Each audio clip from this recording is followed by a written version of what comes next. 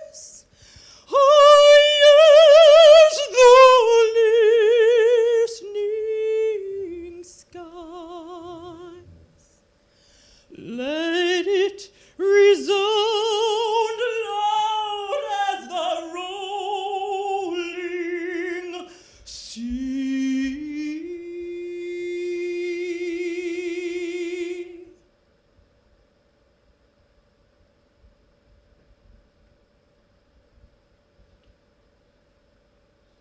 Sing a song full of the faith that the dark past has taught us.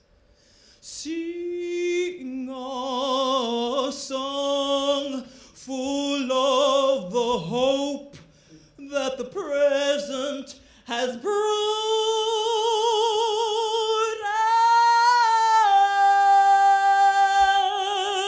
us. Facing the rising sun.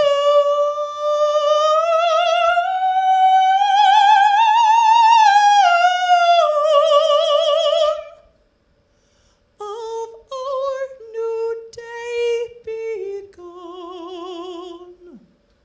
Let us march on till victory is won.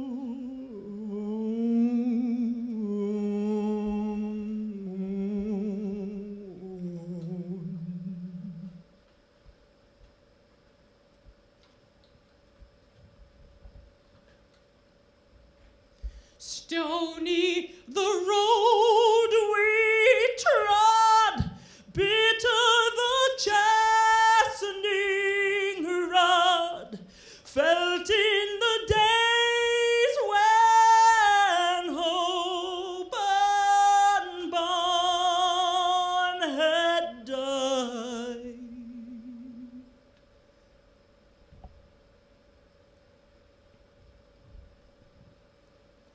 Yet with a steady beat, have not our weary feet come to the place for which our fathers died.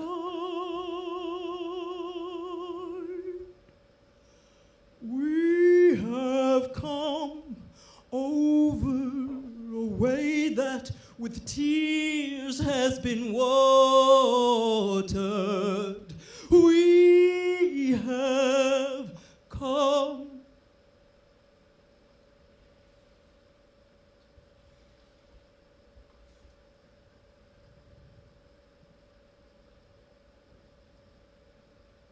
through a path of the blood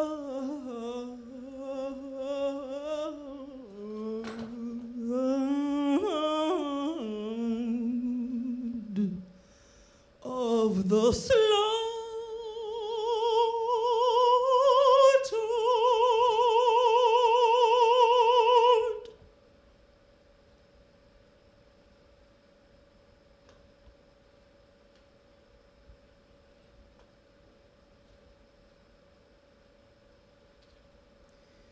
Lead us by your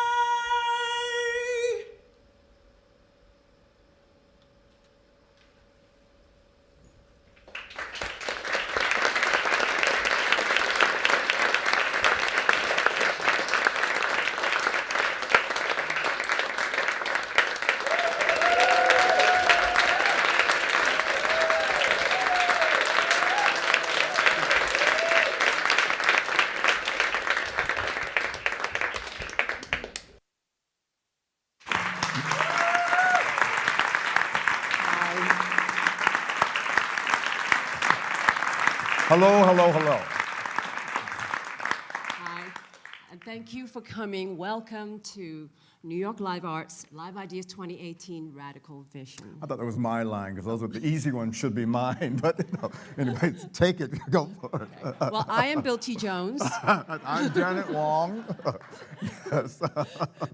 And that was a great thank you to Alicia Hall Moran, Matt Acheson, and Tony for that beautiful opening to the festival. Let's hear it from them again.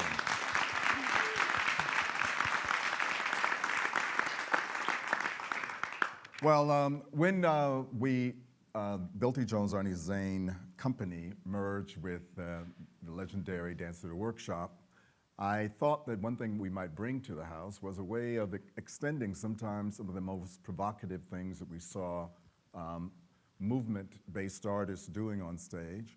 And we all know we've been in a climate of identity politics. There's been talk for a long time about what makes for what is a conversation that art has with culture.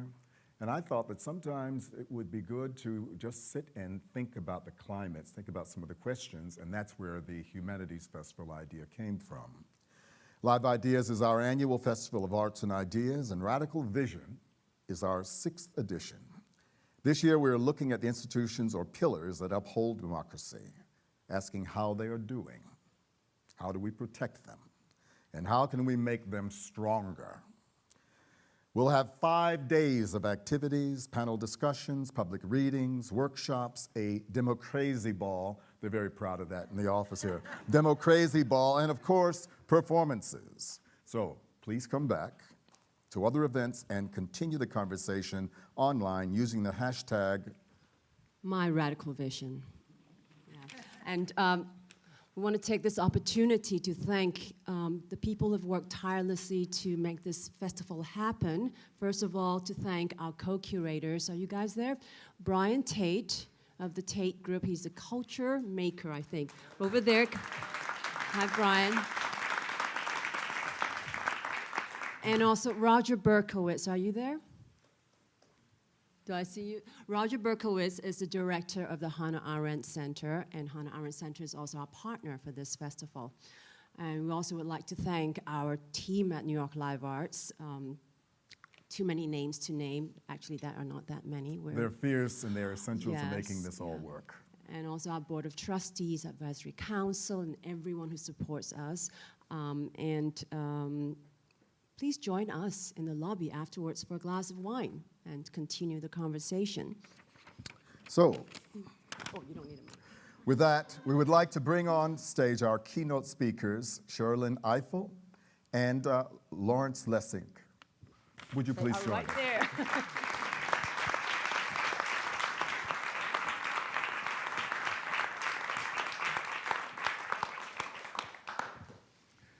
So, there's so many questions I'd like to ask you, and our dear friend Roger Berkowitz has prepped me, but I won't get to that. I would say that, first of all, it's very interesting to me that we're a cultural institution. This is a community of free thinkers, very difficult to convince them all to do anything in concert.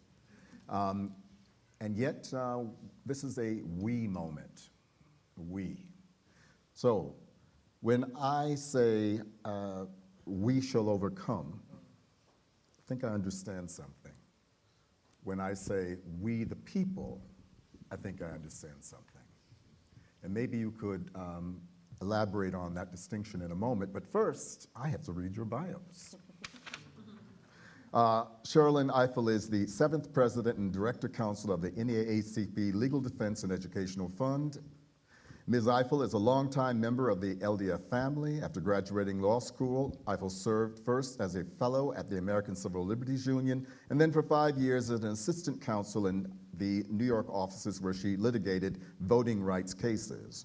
Among her successful litigations was the landmark Voting Rights Act case, Houston Lawyers Association versus Attorney General of Texas, in which the Supreme Court held that judicial elections are covered by provisions of Section 2 of the Voting Rights Act. And maybe you can help us with this a little bit. Lawrence Lessig, who has allowed me to call him Larry, is the Roy L. Furman Professor of Law and Leadership at the Harvard Law School. Lessig founded the Center for Internet and Society at Stanford Law School and the University of Chicago. He is a founding board member of Creative Commons. He serves on the scientific board of AXA Research Fund, is a member of the American Academy of Arts and Sciences and the American Philosophical Associate. Lessig awards include a Webby, the Free Software Foundation's Freedom Award, Scientific American 50 Awards, Fast Case 50 Award. Lessig has focused much of his career on law and technology, especially as it affects copyright. His current work addresses institutional corruption, relationships which, while legal, weaken public trust in an institution, especially as this affects democracy. His books include, and you should see books for both of these wonderful people outside. His books include Republic, Lost, V2, 2015, Republic, Lost, 2012, Remix, Making Art and Commerce Thrive in the Hybrid Economy, 2009, among many others. Welcome.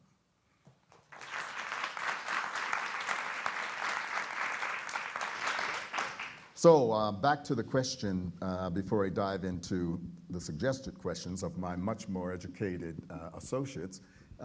Let's just talk about the we for a moment. You know, favorite occupation, talking about myself, but I come from a family of 12 potato pickers. My family had no idea about the arts. I'm one of the first to ever go to the university. Can you imagine their surprise when I was suddenly going to be a thing called a modern dancer? There was this feeling that we was something that they sold to us as children. You know, I don't think I voted until I was maybe 24, 25 years old, because I don't know what our ages are like, but the need not know. Pardon? And you need not know. I need not know. Okay. Well, I'm taking cover with the counterculture. We thought that if they wanted us to take part in this thing, it had to be rigged, and so the freest expression would be ignore elections. Politics didn't matter.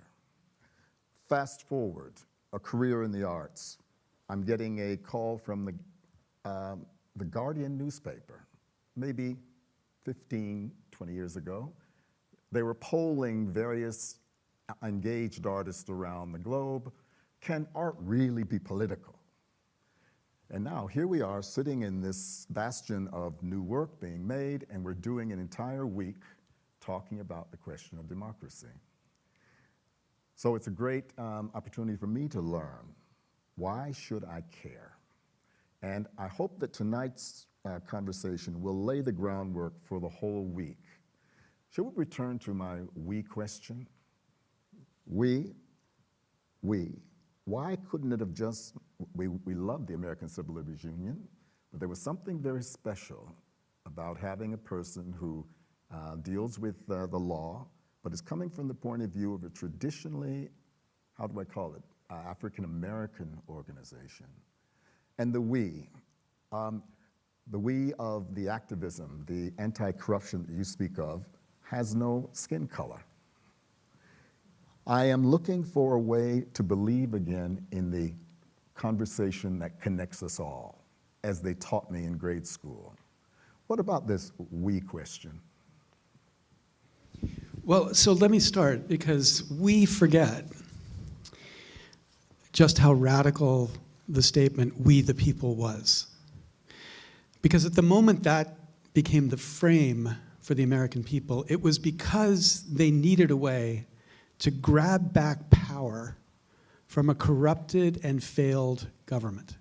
The first constitution after the revolution was the Articles of Confederation. It said it would be perpetual. There was no way to amend it unless every single state agreed. It was failing, it couldn't govern, and it was deeply corrupted. And they realized there was no way the government was going to fix itself.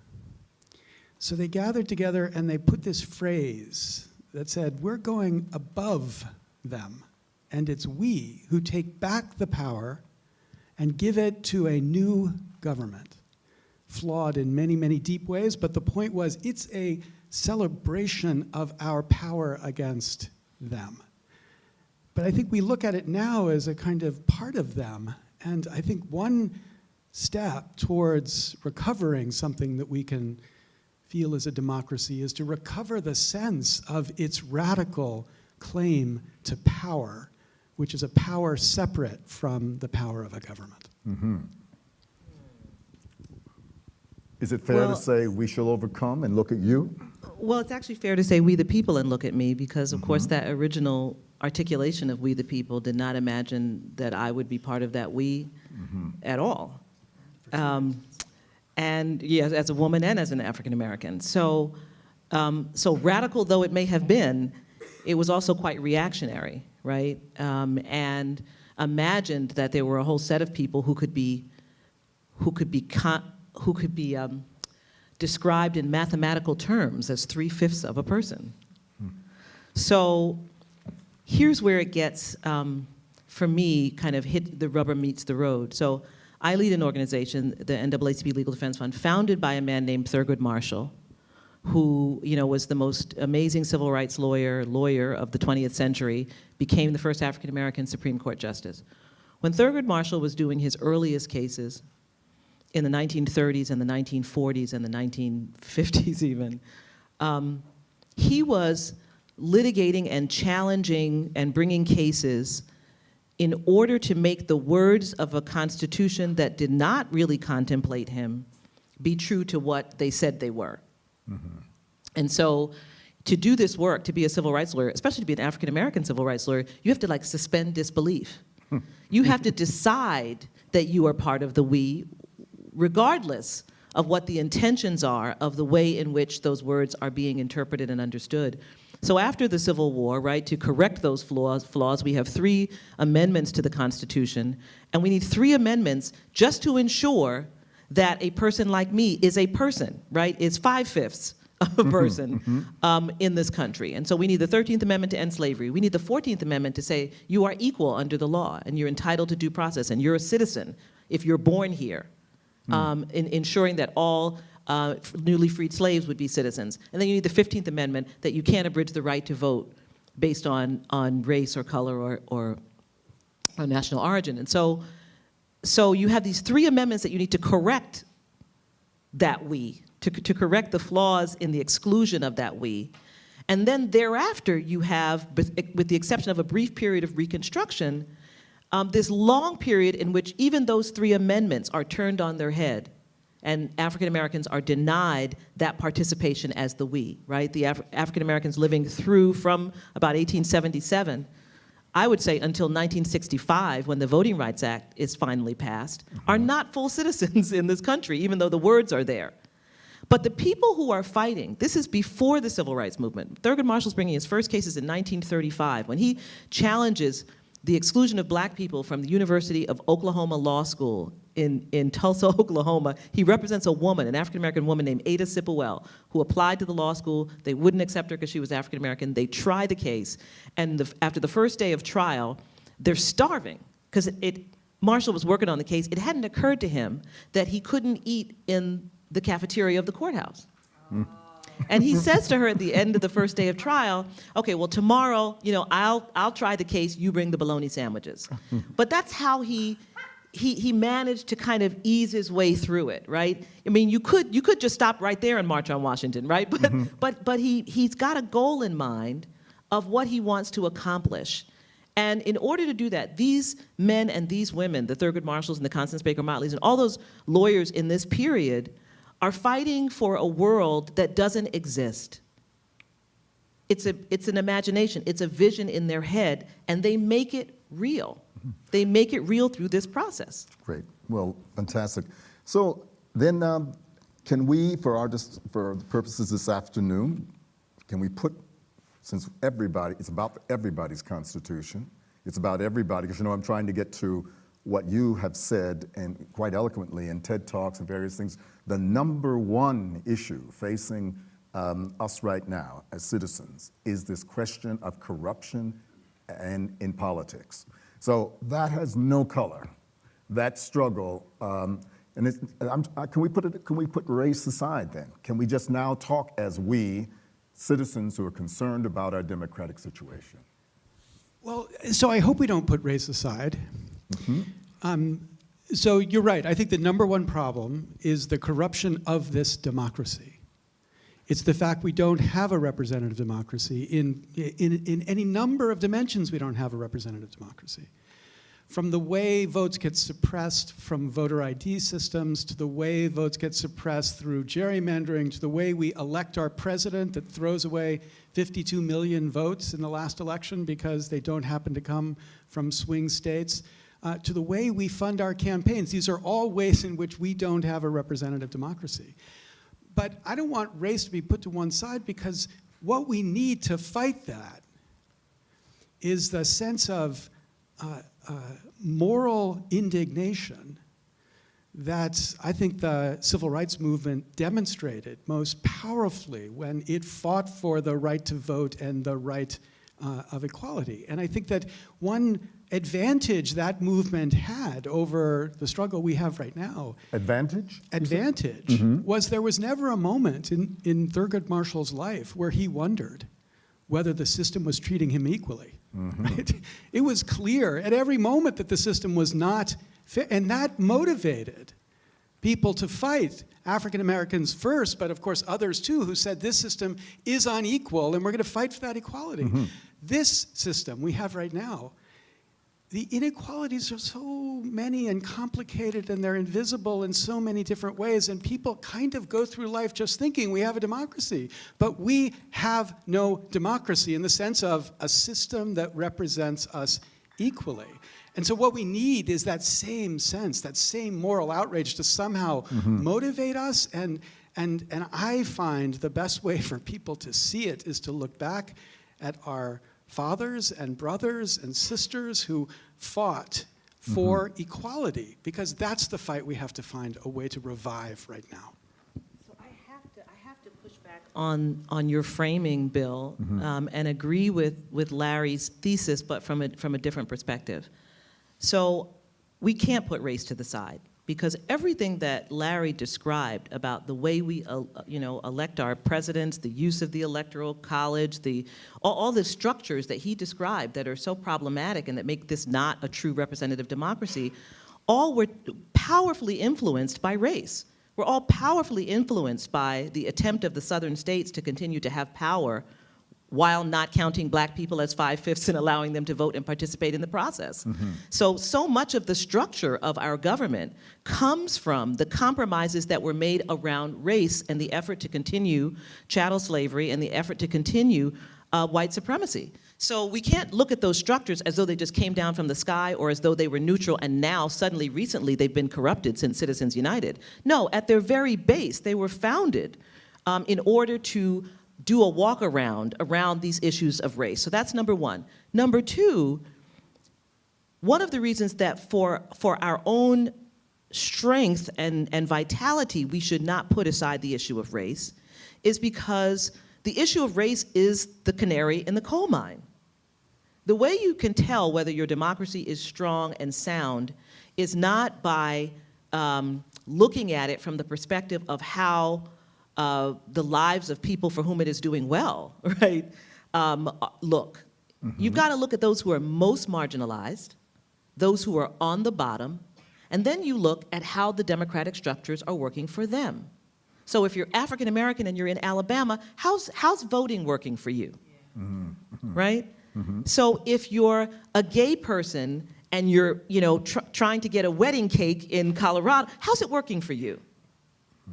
So if you're looking at your democracy and you're trying to determine whether it's strong or where the fault lines are, where the cracks are, then you want to look at it through that lens.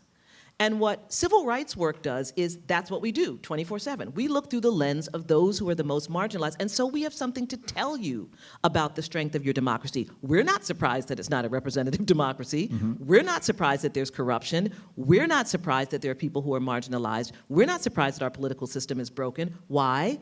Because that is the way it has operated for the communities of people that we represent. We mostly do our work in the South still.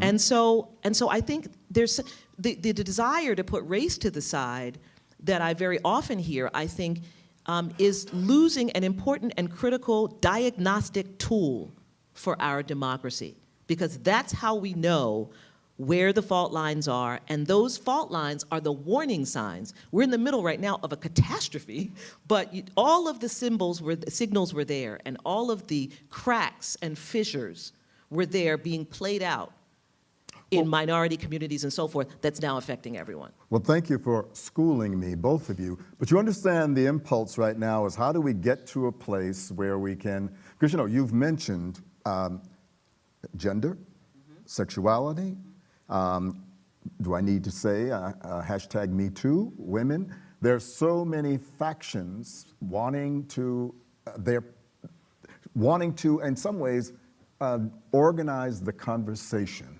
around democracy. And so my naivety was to say to two people of your caliber this, but it was a provocative question, but I can never get away from it. And I think that's sometimes my problem, But let me just follow up on the very first comment you made. I thought was really revealing when you said you hadn't voted until you were probably 24. Right. And the critical thing to realize is that you were not behaving irrationally. It made sense. Given the way the system had been structured, I'm sure, I don't even have to know where you lived, I'm sure it made sense because the system had been built, constructed, to make it so your vote would not matter. So the rational thing for so many people in America is to check out. Because though the symbol is you should go out and vote, the reality is if you're in a gerrymandered district, your vote's not going to matter. If you live in New York and you vote for president, your vote is not going to matter. You think you're sending in $5 or $10 to your candidate, you're not sending in the $50,000 that the super PAC wants for the candidate. You just don't matter. All these ways make it rational for you to behave in exactly that way. And I completely agree with Sherrilyn that we've got to recognize the canary in the coal mine. But then what we next have to do is to get so many other Americans to realize they are in the same place too. So yes. And that's a trick, isn't it? That's the trick. How do you get the people, the disgruntled Rust Belt Exactly. people, let's call it, the white folks in the South who feel like they have been scapegoated and all, how do you get them around the table? See, well, this is where I think, and this does kind of wind back to your first observation. This is where it takes a little bit of conversation about what it means to live in a democracy. Because politics is happening all around us. People say, I'm not into politics, I don't do politics, Yeah, right. And that people are very proud when they say that. Even when you don't vote, you're doing politics. Or it's being done to you, because politics is the underpinning of the creation of the scaffolding of our democracy, and we all live within a scaffolding. You may be living your life as a dancer, as a culture maker, and feel that those things are not connected to you. I don't stay up and watch MSNBC all night. I hate reading newspapers, all the things that I hear people say all the time, who are brilliant people, but who just don't want to be consumed, right, by the world of politics. But there's a presumption that that world is not affecting them. And I think sometimes we forget that the scaffolding of our democracy is the world in which we live, and that the question of what your block is going to look like, that where you leave from every morning, or whether there are going to be the kinds of cultural institutions in your community that you want and think are important, or whether there's going to be art in the school of children that's going to help them even understand that art is not about making you better at math, but that art has its own value, right? Which is a big one. That's big, but those are political issues, right? Not an aesthetic. No, because the decision to remove art from the curriculum is not an aesthetic decision. It's a political decision. It's a financial decision. And so to the extent we think we are stepping back and we are not implicated by the decisions that happen, even our absence implicates us from making our voice heard about decisions that affect the scaffolding of this community that we live in, wherever we live. So if you're the Rust Belt person, if you're the person who's so distressed about the fact that there are no longer working class jobs, right, for your son, for somebody with a high school education who doesn't want to go to college, that's not personal. That's not a matter of personal pique. At least it shouldn't be. It should be a matter of institutional inquiry. What happened to those jobs? What was propping them up, right? What made them go away? What, if anything, will replace them? What's the obligation we have to one another to ensure that we live lives of dignity in which we are able to work and so forth? And the lack of inquiry about the institutional structures that made those jobs go away leaves you ready to say, it must be that person across the road. Do you think people have, excuse me. Yeah, no, go ahead. Do you think people have deeper attention spans now? Because what you're saying so eloquently, I'm really wondering how I could get people to get their hurt for a moment, to realize, no, it's not about these immigrants. No, it's not about the welfare state that you mistakenly assume is primarily people of color. And it is actually about some mechanism. How are you feeling about that? Well, I think it's hard. I think, one of the things is that we now can curate the news we receive to be only the news we want to hear, and that's real. When I was a kid, youngest of 10 kids, watching the news at night was an event. We watched the news in front of our TV. There was ongoing commentary from my father, so we watched it with a critical eye. We did not just consume it. He invited you to comment. We also commented, but he was an expert. He was very kind of politically engaged in his thinking, and so there was he was doing a back and forth, and all of that was happening. But I was very sure that the person down the block and across the road and the white kids who went to my school, I was bused to the first integrated schools in Flushing here in New York. I'm sure they were watching the same news program I was watching. And did you all talk about it? Did you and your class? No, besides our who, what, when, where, and why project. Yes. But it was the same news. We were all, because there were only 3 channels, right? And so we were all watching the same thing. And so we had there was at least a shared well of information from which we were drawing perhaps different conclusions, but we didn't have different realities in terms of kind of the facts on the ground. Shared is a very big word for us now, right? And we don't, and so now you can go on the internet and you can only watch, or you can turn to your cable channel and only watch, MSNBC all night because that's what I love and not watch anything else, or only watch Fox all night. And so it does become hard. But we see these breakthrough moments. Look at the teachers in Kentucky. Right? Who are able to say, I get the structure, right? I mean, they're not saying it. They know it's not personal. Sorry? And West Virginia. No, there was also Kentucky. I'm aware, yes. You know who you're talking to. Yeah, she knows, right? But when you hear, them talking, it's clear they understand the structure. It's clear that they understand that the question is structural, right? And that it doesn't have to be this way, that decisions are made that have produced the conditions that result in teachers having to have, night jobs at Uber and Burger King and so forth, and kids with dilapidated books. And so you see the breakthroughs happening. Yeah, and the Parkland incident is Yes. another moment of breakthrough, where those kids, astonishing kids, immediately began talking about the structural reasons why we can't get sane gun safety laws in the United States. And when they went around with a not the Ted Cruz, who's the other evil guy? Marco. Little They went Marco. around with price tags, $1.05 price tags, which was the Marco Rubio price tags, turning it into a structural point. It wasn't just about whether gun control legislation made sense. We know that 90% of America agrees with at least really important gun control legislation. Do we know that? No, we do know that. But the point is, these kids moved us to the structural issues. They got us to see that until we don't have congressmen or senators who believe that they need to take money from the NRA, we're not going to get these kinds of reforms. So I think the opportunity is to take these moments and to get people to reflect back. Now, I agree with you completely. The big challenge, you framed it as attention span and you framed it as fragmentation. These two things are together. It's the perfect storm of the inability to develop a national conversation. Whose fault is it? Well, there's no fault here, right? You have the emergence of these technologies that gave us choice. And what that meant was we didn't want to watch 3 television stations anymore. We wanted to watch, 300. And so we opt into what we want. But the reality, there's no evil mind here. The reality is, well, there are plenty of evil minds, but they didn't design this reality. This reality came from people just having more freedom with the technology. It's just weird. For a minute, pull it together so we know what is the reality that we're talking about. It is, what is the reality?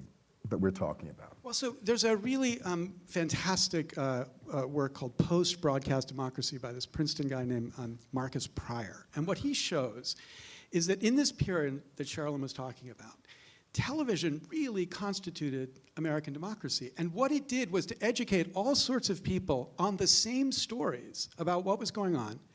And it brought many, many people into the political process because they felt like they knew something. Now, no, let's be clear, it was not balanced, it didn't cover all sorts of issues, it didn't cover race and poverty and gay rights, just never was on that screen. But the point is, what was on that screen formed the basis for a common understanding, and people thought they knew what politics was about, and they turned out and they voted.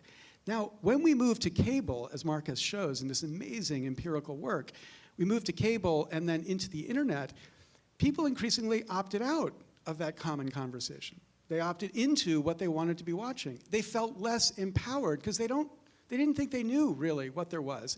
And where you saw the biggest drop-off in participation was in middle class and lower middle class voters who all of a sudden no longer are showing up. Now that change from broadcast to cable, wasn't sort of a conspiracy of Mitch McConnell, the focus of evil in the modern world. But it wasn't Mitch McConnell who decided this is the way we're going to destroy America's democracy. We're nonpartisan here, you understand, right? Some of you are. But I do think that what we need now to do is to think about how do we recreate the possibility of a conversation that can make all Americans feel like they are all part of the same struggle. So when the people in Kentucky or West Virginia march, and they recognize that they are marching not so much because of their identity, but they're marching because of a system that has denied them what they should be entitled to. And they begin to reflect on that system, then we have the beginning, I think, of the conversations that we're going to have to knit together in 1,000 different places like this around the country to pull this recognition of fundamental change that we need onto the table. Now, may I, so that we don't, Roger did great work with these questions. So one thing that's going to be very provocative later in the week is, we have come to believe that representative democracy is the only legitimate form of government. Is that true? So I'd like to try representative democracy for once. So you're saying it's another fantasy. In your book, you talk about fantasy. No, we don't have a representative democracy. It's unrepresentative in scores of ways. I mean, 4 critical ways. But so we haven't tried it yet. But I do believe that we ought to try these experiments. I know you're going to have the sortition model discussed in a fantastic book against elections. I was thinking against democracy, but against elections. And the idea is you randomly select people and you bring them together and you give them information they need. And it's a representative sample, and they deliberate and they come up with an answer. And it turns out the answer that they come up with is actually pretty sensible. And over the long term, it's where the public eventually kind of gets to. But it's a way of getting that. It's kind of juries. Civil. Who's trying this? I hear Ireland, somebody has tried this. There are many countries that have tried this. It's funny, exactly a year ago this week, I was in Mongolia. And in Mongolia, they had a law that said whenever they amend the Constitution, they have to first have a deliberative poll about the amendment. So 700 Mongolians, Mongolia is the size of Western Europe, and it's a population of 3 million. So 700 Mongolians, half these people had been on buses for 3 days, randomly selected, show up in the capital, and they spend the weekend arguing about these constitutional amendments over the weekend. And I'm a Harvard law professor. I'm very skeptical that they can actually understand these issues, but I'm there with a translator listening to them, and I'm astonished with how quickly they get exactly what's at stake and come up with something of an answer to be respected. And what I love about that process, this process of deliberative polling, is that it gives us a chance to shine. It gives the people a chance to shine. Because the people know something, they're given information, they get to deliberate about it, the way a jury gets to deliberate in the best of jury contexts, and then they give their view, as opposed to how we ordinarily represent ourselves. You're cooking dinner, the telephone rings, you answer it, you're asked, what do you think of NAFTA? And you don't know anything, and yet then these polls like represent us, and we look like idiots because we don't actually know a whole bunch of things, because why would we, for most of us? But Larry, how are those people chosen? I know this sounds really naive, but how is it different than our electoral college?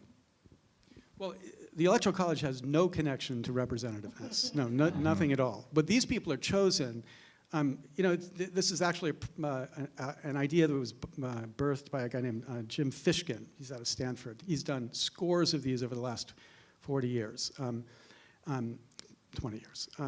But what they do is they identify in the population a random selection, just like a poll company does when they call up these people, and they make sure that they have a representative mix of people.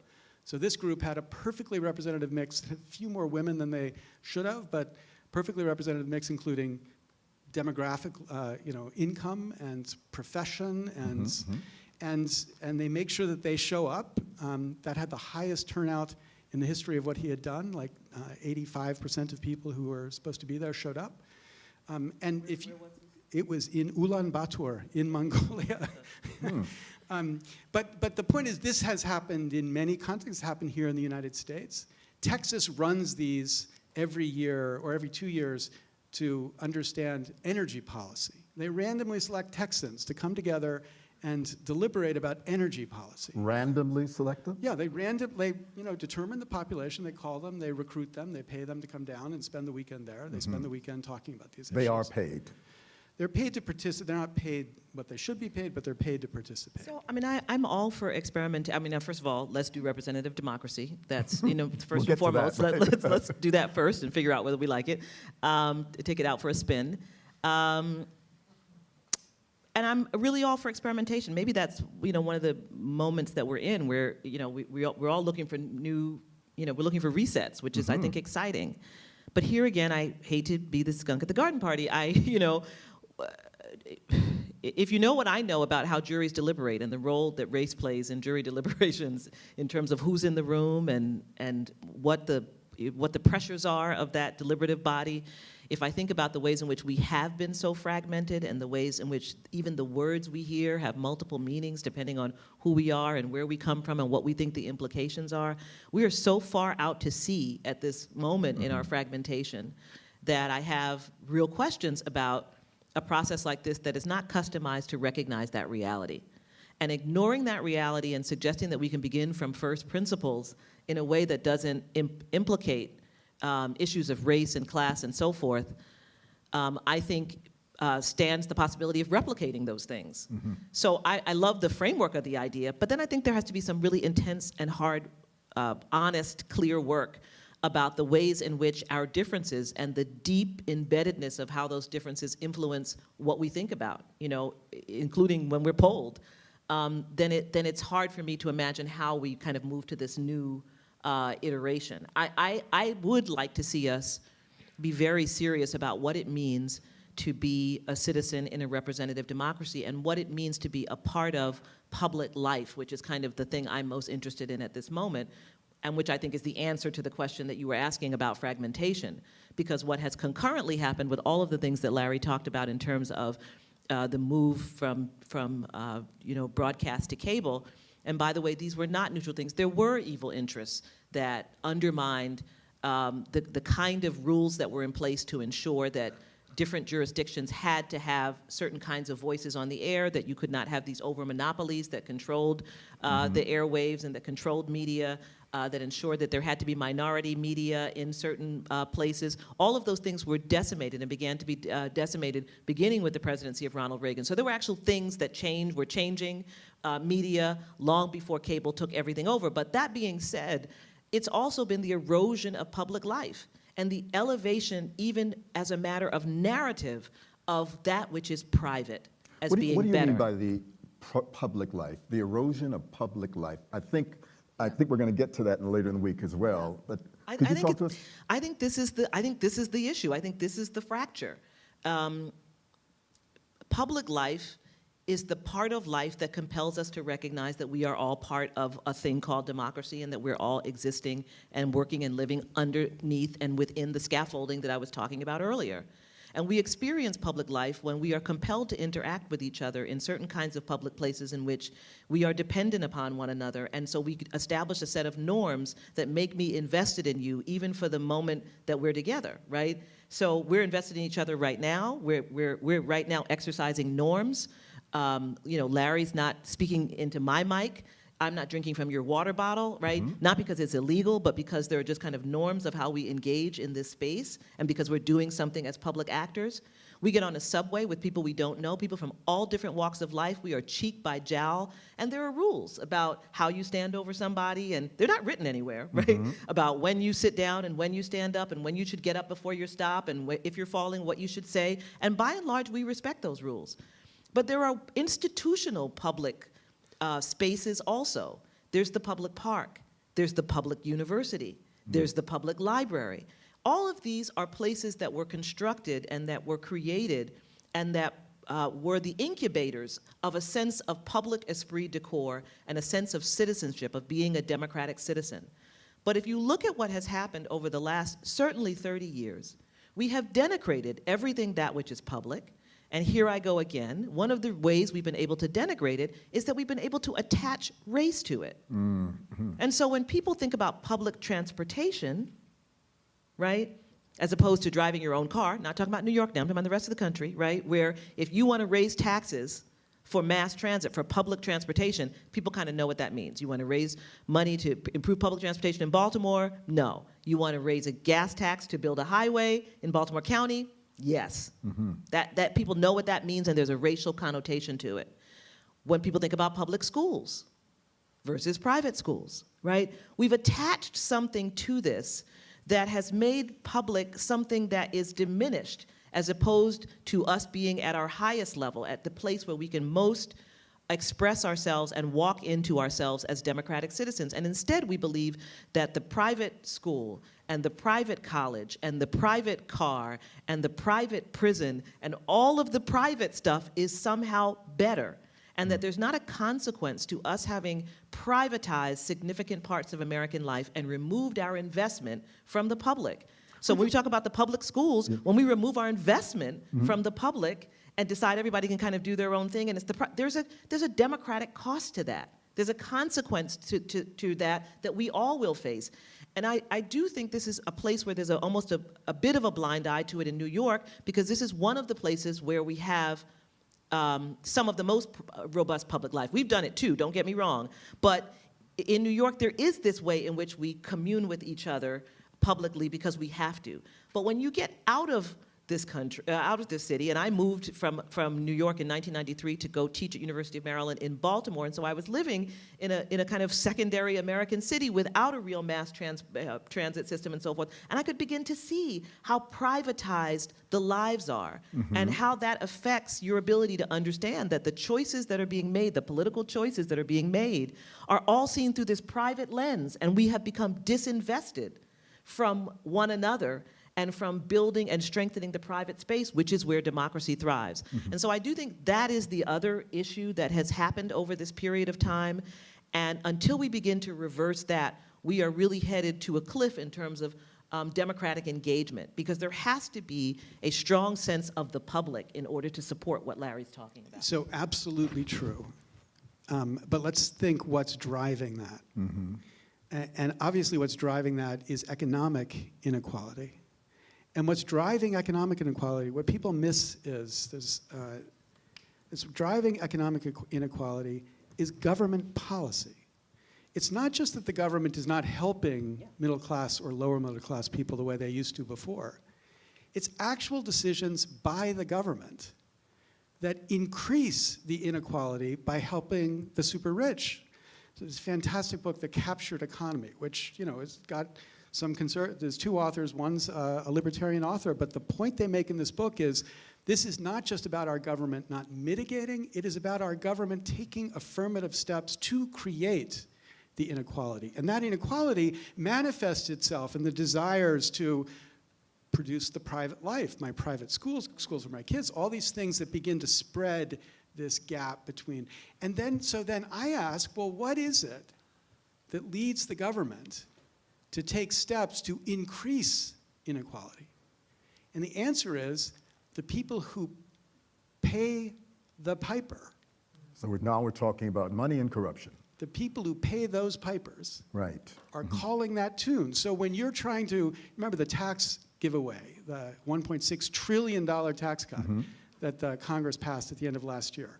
There was a congressman here from New York who reported publicly, he was told by his donors that if he didn't succeed in getting that tax cut passed, he should never call them again. So you have this mechanism, this economy of influence where the people who are actually paying for these campaigns are making the demands which manifest themselves in policies which produce this inequality, which produces this decimation of public life, which is this vicious cycle that we've got to find a way to break Larry, out of. this is not new. In your book, you have tweedism. I'm assuming that's Boss Tweed you're referring to, right? This is not new, is Well, it? it depends what the this is. The this of extraordinary power of money driving what Congress does. There's always been money in politics, but the radical change in the norms of Congress is new. It's Newt Gingrich on. And you now have a Congress. Contract with America, that You thing, now have a Congress that spends 30 to 70% of its time raising money. 30 to 70% of its time. Calling Sounds like the art world 100,000 to me. 100,000 they're calling 100,000 Americans across the country, maybe Americans, I mean, not just Americans, but they're calling 100,000 people to raise the money. And those 100,000 people, of course, are not average Americans. They are the tiniest fraction of the 1%, who these people learn to suck up to. That's what their natural training is, how to suck up to these rich people to get the money they need to run their campaigns. And they are whispered on those telephone calls exactly what they need to do. And what they need to do to get this money is to continue to drive this inequality. So what happened, Larry? If people just suddenly got super, super greedy, what happened? What was the shift? What changed things? So it's actually a lot like the media. What happened is Congress, after Newt Gingrich won control of the House, became incredibly competitive. Like every 2 years, it could shift control from Republicans to Democrats. And what that meant is that there was something to sell each 2 years to the highest bidder because they were trying to regain control of Congress. And that began this unraveling norm of making congressmen into fundraisers.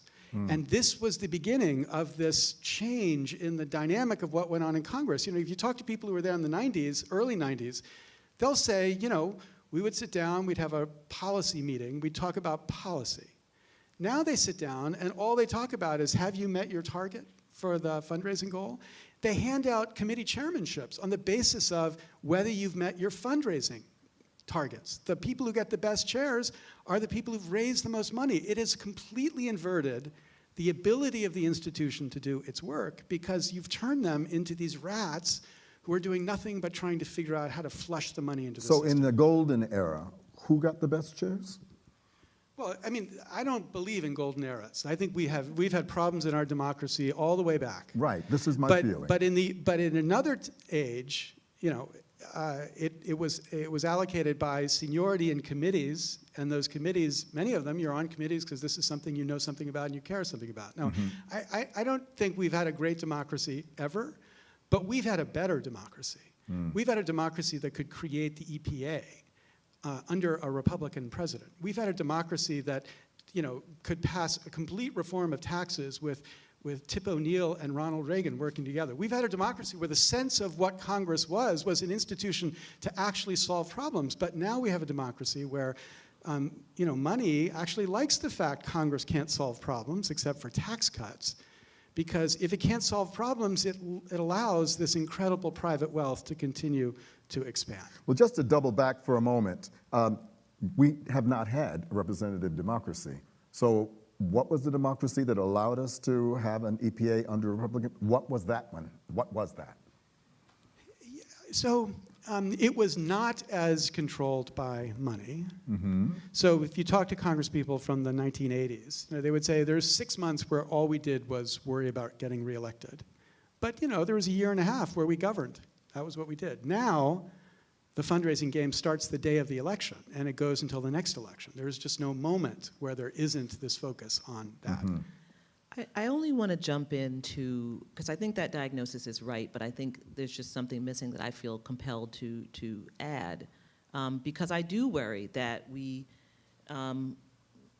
leave out of the equation the unfortunately powerful role that this country's struggle around race has played in actually leaving people open to be willing to accept the kind of political system that Larry's talking about. There was a period, I think, that was better. And that period, in terms of politics, and that period was largely, began in the late 1960s, early 1970s. Maybe, what you saw with Watergate is a part of that, when government was really government. And I think it lasted for a period of time and took us a little bit into the 1980s. But essentially, once it was clear that every policy, all of the things that the federal government in particular had done to support the middle class and lower class people would now have to be shared because of the passage of these civil rights statutes, the willingness to govern in that way was eliminated. I'll give you an example. Great book you should read this year, Richard Rothstein's The Color of Law. And it's basically about how the federal government was the principal engine that created segregated America.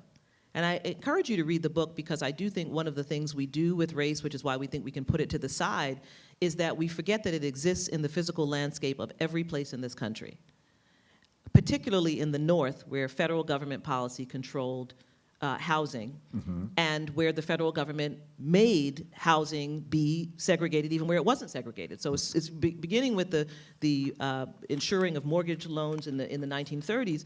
The FHA required that deeds have racially restrictive covenants, refused to insure housing mortgages in mixed neighborhoods, created the term red line to describe those most perilous communities where we shouldn't insure because because African Americans live there, built public housing on a segregated basis. This was the federal government in the North. I know we like to think about segregation in the South.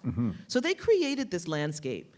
And at the same time, in the same period, after World War II, a decision was made by our government to do something to support those soldiers who were returning home, who were largely from the lower economic classes, to bring them into the middle class. And we made a massive investment to create the white middle class.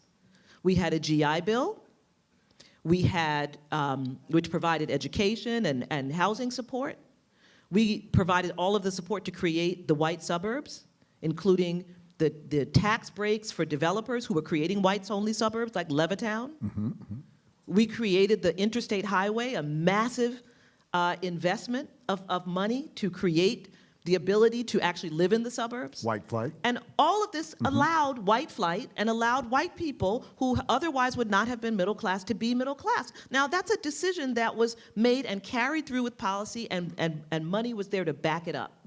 Now, that's important to me, because when we think about the disgruntled person now who says America doesn't work for me, the people that you were referring to earlier, many of those people don't actually have a conscious knowledge of the fact that America was affirmatively working to create the conditions in which their parents or their grandparents lived, which they think of as a time when America was really working for them.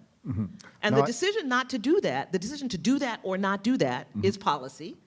And I think we should recognize that after the passage of the principal civil rights statutes, concluding with the Fair Housing Act of 1968, when you now had to distribute public goods equally, that you start to get the pushback against the distribution of public goods. And still there's no bad guy here. No snidely lip. It's not important. See, but that's the other thing. What we like is to figure out who's the bad guy, because we all like that. We all like to figure out who's the bad guy. Yeah. But the truth is that we're all the bad guy, because we all are the bad guy? Because this is where politics comes in. The decisions that I'm talking about, the ability to transform the economic future of hundreds of thousands of people, is not something that happens because of one bad guy. It happens because of the kind of massive investments that government policy can make, right? When you think about the $25 billion that created the interstate highway system. That's $230 billion in today's money. That's a massive investment, right? And so that's the kind of thing that is transformational. And that's not one guy. That's government policy. And those of us who could vote and could participate, participated in creating that government policy. The same way that today, those of us either who do vote or who don't vote are participating in creating government policy that has, by the way, the ability to do the same thing I just described on a non-racial basis, to decide we want to lift up the lower classes or the middle classes and make middle-class people stable. We have the ability to make that decision, but they will only make that decision if we, those of us who vote, decide that that's the decision we want them to make, or are we just agnostic about it? Now, there's things that I hope we get to here, but maybe we won't. I invite you to come back. The internet, the press. Tomorrow is a day about the press and its responsibility and so on. But what I see Janet over there, and one thing that we said we're going to ask every one of our guests this week is, what is your radical vision? And that second part, which is Brian's idea, maybe he'll speak to it, what would you give up to have it? What is your radical vision? Well, I'll go first because I'm sure Larry's vision is more radical than mine. because I've just alluded to what my radical vision is. If we think about the money, what is it, $13 billion that we put into the Marshall Plan to rebuild Europe after World War II, or this investment I just described, to create an interstate highway system that millions of people benefit from.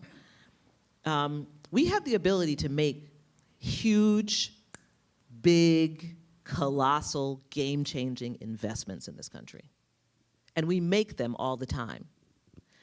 And I think we have been fooled into believing that we no longer make investments because we're trying to balance the budget, we have deficits, there are all these stories that are told about why we can't spend for this and why we can't spend for that. But that's not true. We just saw this tax cut bill.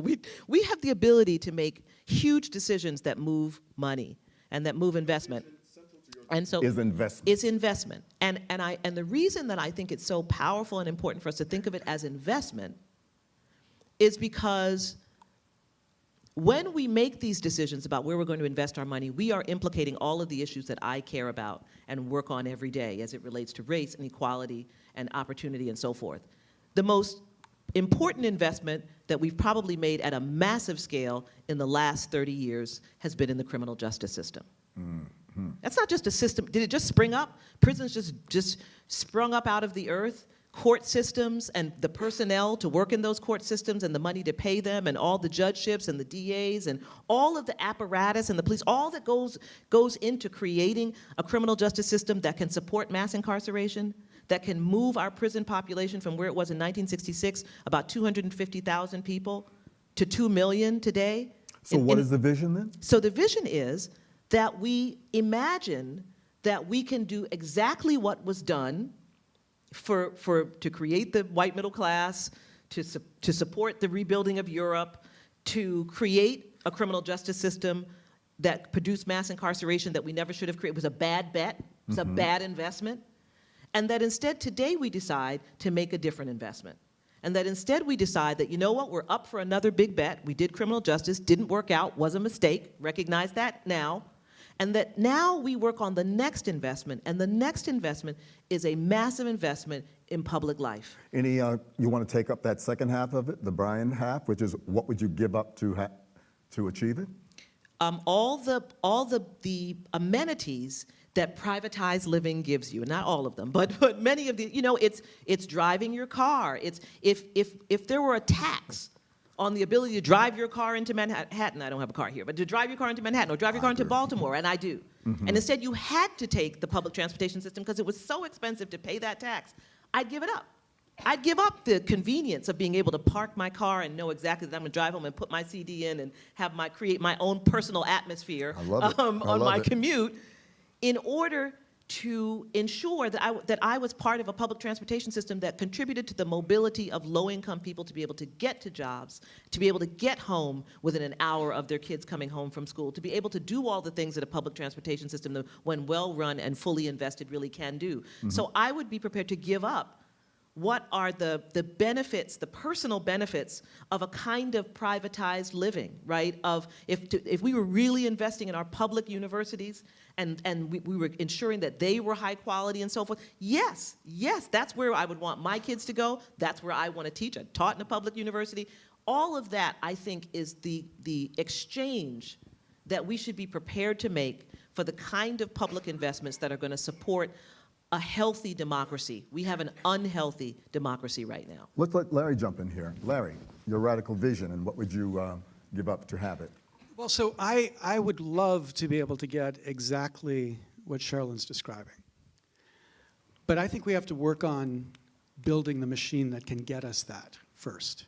You know, sometimes I feel like we're a family sitting in a car arguing about whether we're going to go to the beach for the weekend or go to the mountains, not realizing that there's 4 flat tires and somebody's stolen the battery, right? And so I think at a certain point you got to step out of the car and say, look, this system just does not give us what we need to get the things we know we need to get. So how do we step my out of this radical car? my radical vision is the boring thing I said at the very beginning. Let's get a representative democracy. Let's get that. Let's just get that radical idea into reality so that we can begin to get a system that could aggregate the views that I think would drive to exactly what you're talking about. So how do we get representative democracy? Well, I'll start. You finish. So I think we start. I think we start. I mean, you know, this is the work I do. When we filed the case in 2014 challenging the new voter ID law that was created in Texas. And we tried the case, and the judge found that the law was created for the purpose of keeping African Americans and Latinos from voting. Now, this is powerful, right? This is a federal judge. Take it up to the Court of Appeals. Court of Appeals finds that it violates the Voting Rights Act, not sure that it was intentionally discriminatory, sends it back. Trial judge reviews it again, says, yeah, this is the reason the legislature passed that law. Federal court in North Carolina, including the Federal Court of Appeals in the Fourth Circuit, says that North Carolina's omnibus voter law, which eliminated Sunday voting so there couldn't be souls to the polls and so forth, also created for the purpose of discriminating against African American voters, and the law was written with surgical precision to ensure that it would have that effect. Now, when you have federal courts, not Sherrilyn and Ifill, but federal courts telling you this, and they're telling you that, I'm just picking 2, there are other states where they've been found to be discriminatory as well, that the legislatures of 2 states in our country met, convened, talked, and passed legislation for the purpose of keeping a segment of the population from participating in the political process. That's about as crude as we can get on the representative democracy piece. Yeah. So let's deal with that. That would help. Larry, are you with that? Right. So Charles Stewart at MIT says 18 million people had their votes suppressed in 2016 because of exactly this. 18 million people. But if you look at the way we elect our president, so that means that the only people that count are the battleground states. 99% of spending happened in 14 states, and those 14 states are older and whiter than the rest of America. That system meant that 52 million people didn't have their vote matter in the election. Or if you look at the gerrymandering, which creates these safe seat districts, Republican and Democrat. So if you're a Republican in a safe seat Democrat district or a Democrat in a safe seat Republican district, your vote doesn't matter. That's 89 million Americans whose vote just didn't matter. Or look at the way we fund elections. If it's 100,000 people who are giving the money to fund the campaigns of the members of Congress, that means it's 139.9 million Americans whose votes are just not going to. I'm impressed. Okay, but my point is, we need the principle of equality, political equality, to be the central organizing idea that we begin to reform every one of these institutions around. Equality. Your role in this democracy should be like my role in this democracy. And that's true whether we're talking about whether you can vote or how your vote is counted or how your vote is aggregated or whether you participate in funding the elections. And if we had that as the core organizing principle. Can you give me an example of what that would look like? What is the core organizing principle? It's not the core organizing principle. Yeah, in theory, right. So that's what I mean. This radical idea is not so radical. It is the core idea that everyone at the founding would have said, of course, oblivious to the fact they weren't talking about women or Africans in that calculation, but they would have said was what a republic was. A representative democracy where people had this ideal of equal citizenship. And we have lost that ideal. So and just what give me I an think- example of something, because I'm very basic. What would we do to get something like this to change? We would like to take a couple of questions from the Yeah. audience, Okay. right? But look, what do we have? Well, I mean, let's start with money. There's a proposal that's just been, it'll be introduced next week by a guy named Ro Kahana that says, give every voter $100 to fund campaigns. So that candidates, and rather than spending all their time raising money from the 100,000, began to figure out how do they get the $100 that would be in everybody's hand, like a voucher to give, so that you change the focus from the 100,000 to everybody. Or with the presidential election system, there's something called the National Popular Vote Compact, where you would basically say the electors from each state will be pledged to the winner of the national popular vote. Right now, 11 states representing 185 electoral votes have committed to this. When they get to 270, it would kick in. So if we just get 105 more electoral votes committed to this, then you could have a system where the national popular vote determined the result. And what that means is that presidential candidates would want to come to New York to get votes, or want to go to Texas to get votes, not just Ohio or Pennsylvania or Florida. So how do I demand that this happen? How do I, it's a great idea. What can I do? The streets, get in the streets, what do I do? Write to my congressman, what do I do? This is why I started by saying, what I want is all of America to feel the moral outrage that the equality movement that was the civil rights movement felt. I want all of America to feel, look, we are not equal in this democracy, and I want to find people with the rhetorical and moral power of people like Dr. King at that time to inspire a fight for equality that shows us that we are artists. This is where I just have to push back, because I want that too, but the question right now is, what would it take? Let's talk about something we haven't talked about for a minute, a very simple equality principle, something that people can see with their own eyes, something that should repulse you. We were talking about this earlier, the issue of police violence against unarmed African Americans. So here's an issue that most of us who are African American know about and have talked about from the time we were kids. This came to my consciousness as a 10-year-old growing up here in New York, because when I was 10, the NYPD killed a boy who was 10, Clifford Glover. And I can remember the conversations of of the adults, and this was a big issue in Queens. I mean, there was a mini unrest and so forth. And so that's how, I won't tell you my age, but I'm not that young, right? So this has been going on for a very, very long time. And people have kind of been gaslighted into thinking it doesn't exist and it's not real. Okay, now we go to 2014, 2015, and we begin to see these videos. And you've seen the video.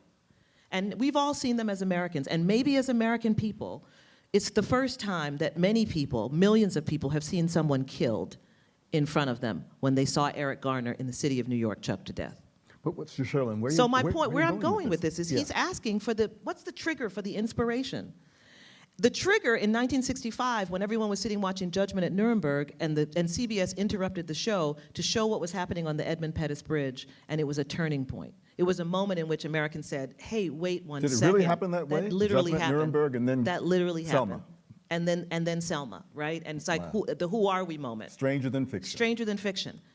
And the question I have is like, what does that look like? I don't think it's an absence of moral leadership or moments that should trigger our sense of equality. I think that Americans all over this country, I was out there, I was on television, people were trembling when they saw that video of Walter Scott being killed and shot in the back in North Charleston. And nobody thought that was right. Everybody said, there is a problem, and it's not about that one man. There's a systemic problem. We watched Charlottesville. It made us, there have been these moments, and there have been extraordinary people who have spoken into these moments. Sure, and so let me just say, I think that we're in that period. And so you're saying you want this. I think it's happening. In the middle of the civil rights movement, people didn't think they were in a civil rights movement. They were also criticizing Dr. King, saying, is it enough? Saying, does he have the solution? Saying, this is never going to happen. I actually think we are in another movement. I hope the artists are listening. I don't know if they're in this room. But we're in it, whether it's Parkland, whether it's all of these issues are doing it. I completely agree, and I completely agree with. But now, while you guys are agreeing, could we bring the lights up here and see if we can get maybe a couple of questions? Okay, but here's where I'll push back. Yeah. Because I think it's not either or, it's both and here, right? Because you're absolutely right. The inequality that's suffered on the basis of race now, still in the United States, is as outrageous as anything could possibly be. And seen, and so I don't mean, what I'm going to say here shouldn't mean in any sense to diminish this.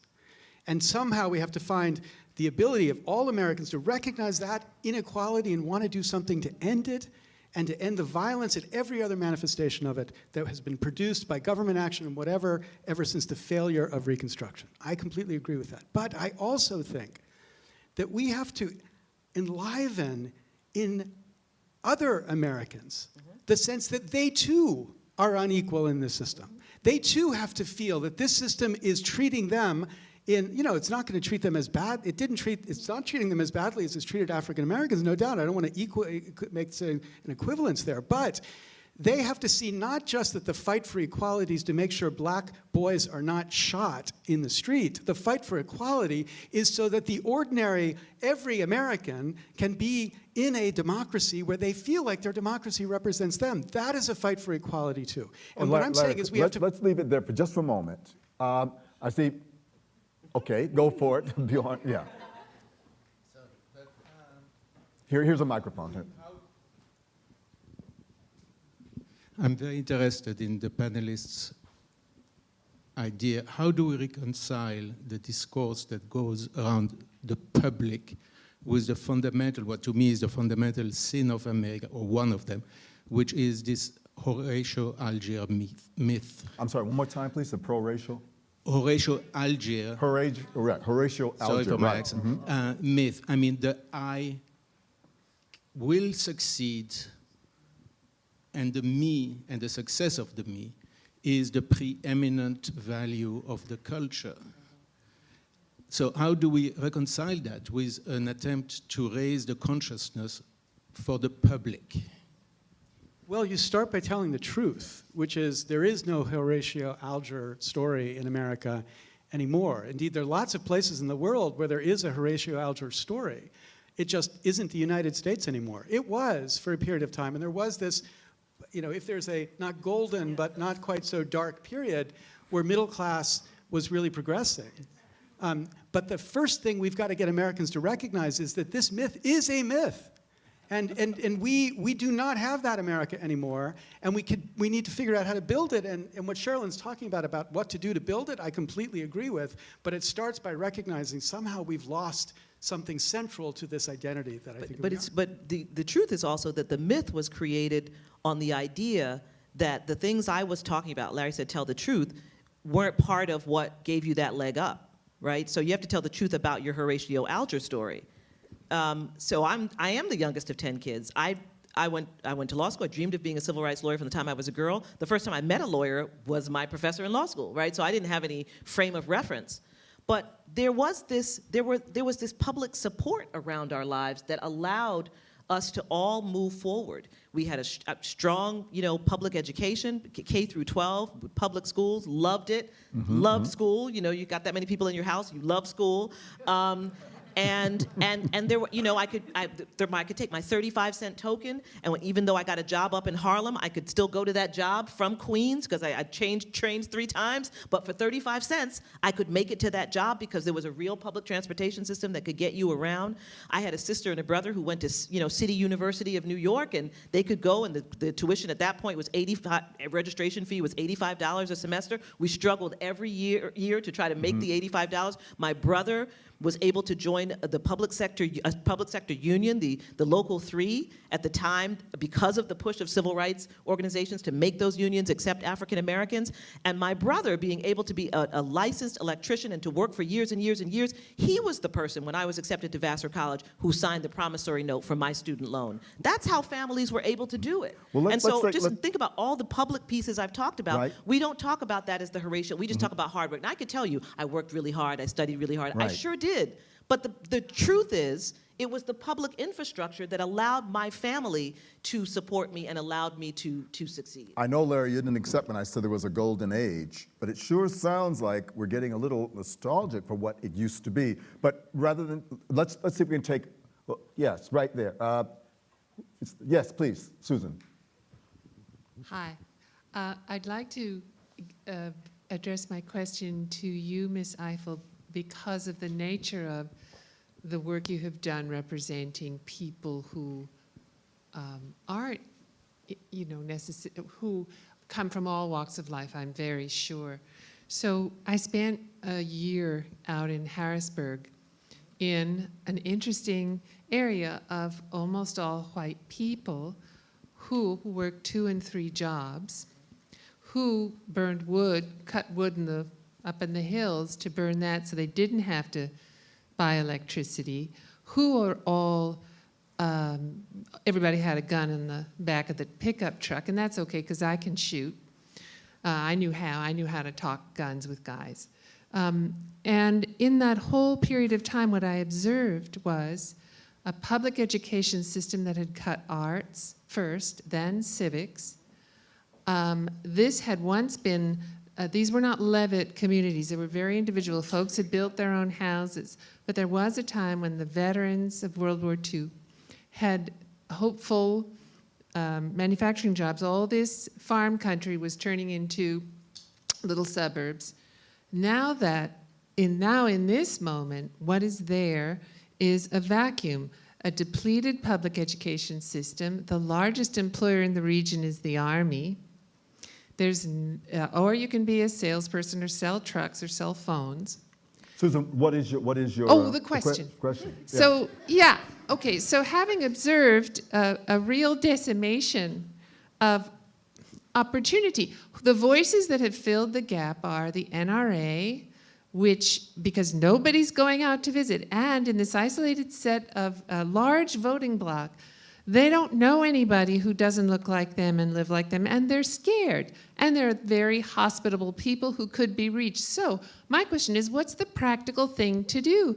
Talk how? How do we become a society where news isn't filtered and the NRA isn't the one who says, but I care about you. You do have a right to be afraid. Mm-hmm. You should be afraid. And I'm fighting for you when they're not fighting for anybody. They're selling guns. Let's give them a chance to respond. How? Yeah.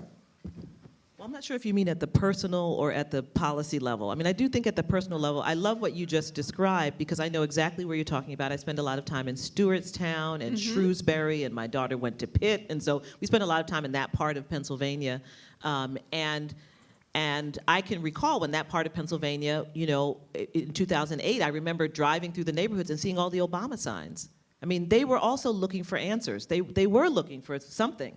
And so I do think that having those conversations outside of your conversation is really important. And given the work that I do, I enjoy this. I enjoy understanding not just the people that I represent, but even the people on the other side and their communities. What are they interested in? What do they want? And I do think that part of the difficulty is, I mean, there are things we can always talk. We can talk about our kids. We can sometimes talk about sports. There are these places of commonality where, and we're losing them in the United States. There are very few of them. But I think the problem, and this goes back to our earlier conversation, is that all of our words have been so controlled and coded to mean all of these things that exist outside of us, that it's very difficult to have real communication happen in a way where your humanity touches my humanity. And so I do think that this is where I return again to the teachers' strike in Big First, West Virginia, but also Oklahoma and Kentucky, and where everything if you've been listening to the interviews with the teachers, and I've been kind of posting them on Twitter so people can see, everything they're saying about their schools is exactly what teachers are saying in Baltimore. And these are white people, white men and white women, talking about the schools that they're in, the condition of the books and so forth. That's why I think these are the kind of powerful moments that when the Parkland students start connecting with the black kids in Chicago, there is something happening in which I think that there is an element of commonality that's beginning to develop around the failures of America and people beginning to understand the commonality of those failures. So I actually grew up right there, like 80 miles north of there. So I know this area as well as I know anything. And when I drove back there in 2008 wearing an Obama t-shirt and I pulled into a gas station, the attendant told me, "You need to take that t-shirt off, boy." Yeah. So, yeah, boy, that was who I was. Okay, so my read of this is when they think about equality, and for the reasons you were talking about, when they think about government investment, that's immediately coded in racial terms. And so they're not into it. They're not for the investment, they're not for the equality. And what I'm saying is, I think the first step has got to be to get them to realize you are the losers too. It's not like black people are losers in America and you're not. You are as much suffering because of these incredibly corrupted structures of power as others are. Now, I would also say not as much as black people have suffered because of this. I don't want to say there's an equivalence, but I think the critical step here has got to be to bring both sides into the equality fight. So everybody sees they've got a stake in building a democracy that represents people equally. But don't you think, Larry, that in order to get people to understand that they are now the losers in the same way that black people are losers or Latino people are losers, requires them to understand why they were winners? Yes, and I think this is where the problem happens, because when I do have these conversations and I talk about things like, yes, the GI Bill was available to all GIs, but the neighborhoods that a black GI could move to with the benefits of the GI Bill and a white person were entirely different. And that affected their economic condition for generations to come. So when I begin to talk about that, then people get very nervous because they love the Horatio Alger story and they don't want to believe that they were the beneficiaries of government policy and of government investment, but they were.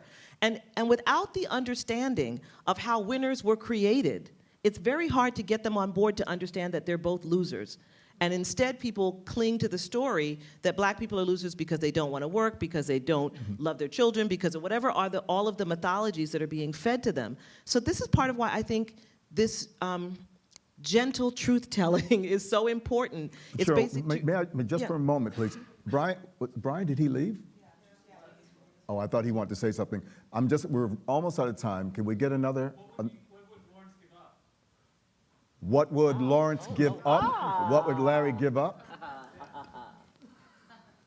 You know, so if you knew me, you'd realize that, like, I am a crazy person in this fight. And I've done, you know, things that everybody tells me you're just being nuts. So we organized, you know, to try to make the election in 2016 in New Hampshire focus on this issue. We organized a march where we marched from the north of New Hampshire to the south of New Hampshire in January.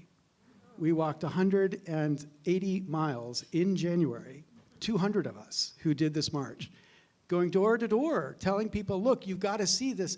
And so, you know, my view is I will do anything. I will sacrifice anything if there's a way to advance this fight.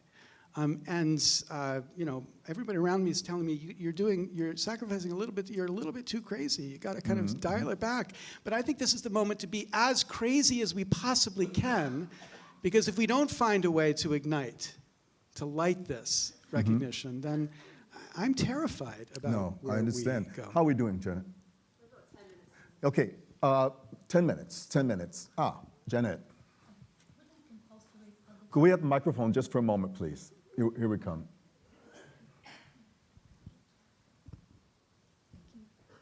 Wouldn't compulsory public service start to build some of the things we've talked about, like public life, equality, and shared norms? Compulsory public service.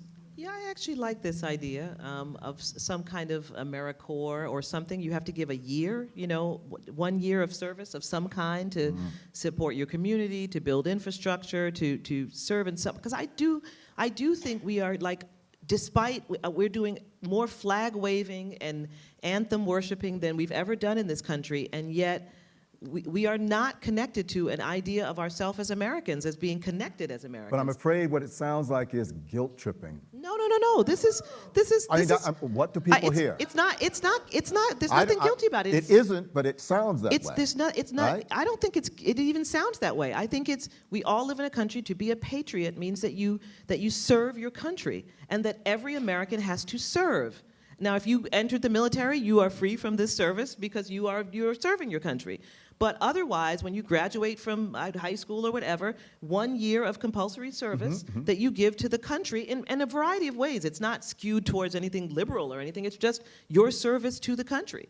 Well, I know if that was my radical vision, what would I have to give up? My ability to say, fuck you. No, and I'm serious. There is a generation of us that have been taught we have a right to say no when you tell me your country comes first. We burn flags. Think about it. We didn't get here just by the right wing. The left wing played some part in that as well. So compulsory service sounds like the draft to me. It is. And so that's the radical vision. Okay, I hear you. I heard the word socialist over here. It's any massive public project is the antithesis, and I missed it a little bit in the discussion, is that when I look at the United States... Can we have the microphone? Can you give the microphone, please, sir? Built by adventurers who were looking for freedom, and I think it's kind of very struggle because all the ideas are great, but I think it's very theoretical because when you look at what it means to be American, it's to be unencumbered, to be able to speak your mind. It's to be able to pursue whatever you think is best for you and your family, or just you in the privacy of your home. And so any large public project will, in this day and age, Do you have a radical vision? And what would you be willing to give up? I'm speechless actually thinking about it because artificial intelligence is not even included in this discussion. Which we will later in this week. And who is devising? I think that is an issue that I'm missing also. Who is currently devising what is going to organize, the world in 20 years? Who are they? Mostly white men. And so I think that is a very important, element here. It's all great to think about large public works. Are you saying that you think that technology will help us solve this problem? Well, solve. We're all sticking our neck out here. Stick your neck out. What are you saying? I think we haven't seen anything yet. That's what I'm thinking. Okay. Anybody else? Let's be percussive. Let's be as percussive as we can. Yes, right here, ma'am. Yeah. First of all, they do have compulsory public service in a number of democracies like France and Germany, and people have to contribute to the arts. They have to help old people. So I met a young man who worked with people who had Alzheimer's. They give service to the community. It doesn't interfere with their democratic rights. But I also have another suggestion when I think about this town in Pennsylvania, or what happens to people who have bad schools anywhere. That's the role that maybe, is it possible, I need to formulate it as a question because it really is that one of the roles that art can play, that the artists can play, is going out into those communities and working not necessarily with the schools, but in a community center, bringing kids together to do art projects that help them be more reflective and examine their own experience through the arts themselves, and maybe bring people from different cultural groups together to begin to find out what they have in common. Well, you'll forgive me, but that does sound familiar, doesn't it? Doesn't it sound like the CETA program, or it sounds like going back to the 70s and so on? I know what you're saying. The impulse has been there. The impulse has been there. There's a person in the shadows here who I can't see. Yes, right here, right here. Hi, thanks for this great discussion. Two things, if I may. The first is civic education. I have a 25-year-old who didn't know that if he voted in the midterms, he could make a big difference. He said, why don't they teach me this? Okay, that's one. B, is dismantling Citizens United one way to get us all together to say, wait a minute, corporations are not people? Citizens United, dismantling it? Yeah, I mean, of course. But I think it points to a really scarier fact underneath, right? So, if you think about, the evolution of intelligences, like we are humans, we're intelligent. Corporations are intelligent too. Are they? And they're more focused and more efficient. And now they own our government. So you kind of, when people have these sci-fi movies about the aliens taking us over, in a certain sense, this intelligence has taken us over. And it has taken over the institutions that we have to resist against them. So yes, we have to fight that fight, absolutely, to remove that power, but not only that power, because that's the only, if only we get this democracy back, that's the only way to uncouple this extraordinary control with which intelligence has now spread. One more. Yes, sir. Here's a mic right behind you. You asked for provocative things that pop. So well, no, we were actually speaking to our panelists, but I think now I'm trying to take it. Can you state your radical vision? Oh, well, I have in two parts. The first is that the radical thing that I would say is that I totally agree that your generation's one of its core issues was the ability to step out of civic life because civic life was so deeply unfair. Don't follow leaders and watch the parking meters, right? But it is true that the abolishment of the draft meant that our military became largely privatized, incredibly corporatized, so we can have multiple wars happening overseas and has no impact on our civic life. That disconnection is the legacy of your generation that's like woven in, along with the good. And I think that the call now for some sort of civic service is the recognition that we do need to be tied together in some form. Coming from the government. Yes. I mean, scaffolding in which you live. Yeah. In terms of my own radical vision, it's very similar to our panelists in the sense that I would very much like to see us become a democracy.